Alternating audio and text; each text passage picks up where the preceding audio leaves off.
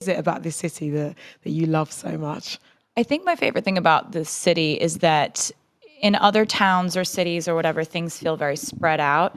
But because of something about the New York, everything being on top of each other, like the night falls together. Like in LA, I love LA, but you have to plan out exactly what you're gonna do. You have to park your car, you have to tell your friends where to meet you, then you figure out where you're gonna go next, then you have to get organized. It seems like there's just this magic about the city where a night just falls together and then you end up somewhere else and you end up somewhere else, then you end up somewhere else.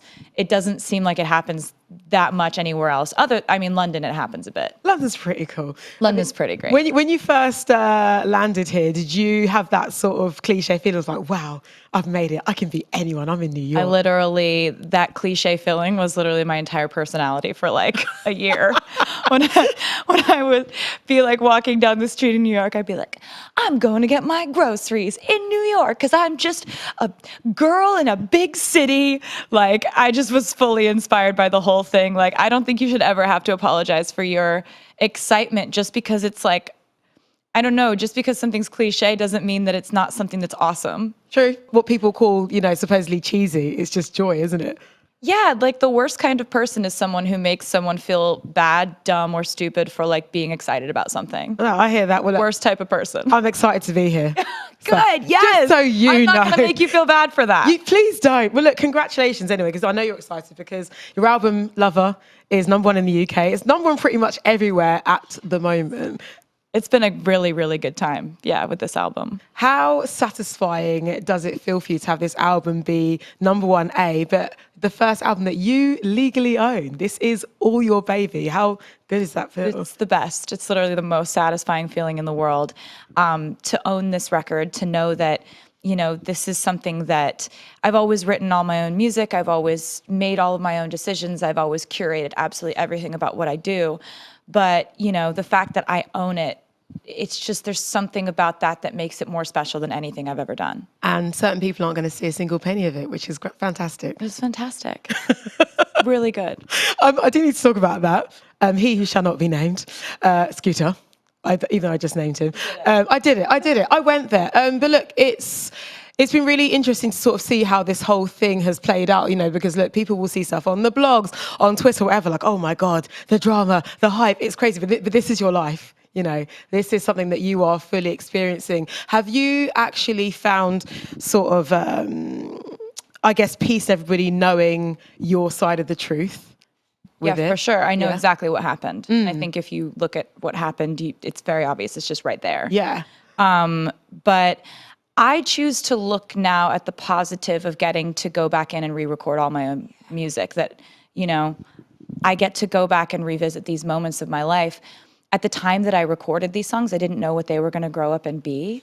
So it's actually really beautiful to get to go in and re-record this music that now I know how much it means to the fans. So I'm choosing to look at the excitement part of it. Am I happy it happened?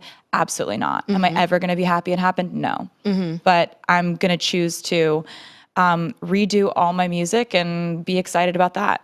But which is great, because I think it just shows that, you can have that level of agency no matter where you are in the industry. Like, it's okay to kind of, attempt at least to take back some control.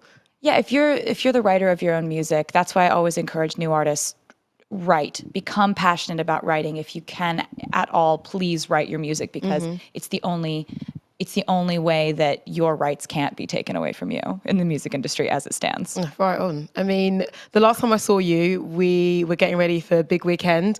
Me and Greg were introducing you on the main stage, and you were about to bring the Reputation tour to the UK. Now, that kind of era of your life, like lyrically, it was, and thematically, even just looking at all the visuals, it was quite dark. You had the whole snake motif. You had a lot to say, had a lot to get off your chest. How much of a different person do you feel compared to Reputation Taylor to Lover Taylor? It's a very different place where I am in my life, and a very different way that I feel like expressing myself was so much easier with this album somehow. Mm-hmm. And it's hard to explain why that is sometimes, but Reputation was such a weird dichotomy, because when I put the album out, I had expressed all these like sort of dark, rebellious feelings. And then when I went on tour, like it's almost like that changed those feelings for me. Like the tour part of it, like when I'm like standing on stage at Wembley and looking out at that crowd, like those moments were what made my life like pastel and glittery again. Yeah. You know, so it's strange to have an album that seemingly on the face of it, on the surface, seemed very dark. There was like a secret like double meaning of that album in that there were a lot of love songs about what my actual life looked like, you know? But now I get to make this album Lover that's just like, for me, this album is freedom in every single way. Yeah, there's a certain joy to this record that I think, obviously, as you mentioned, was there a reputation, but it's just more overt.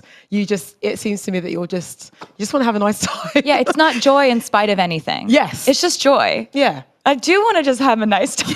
That is the feeling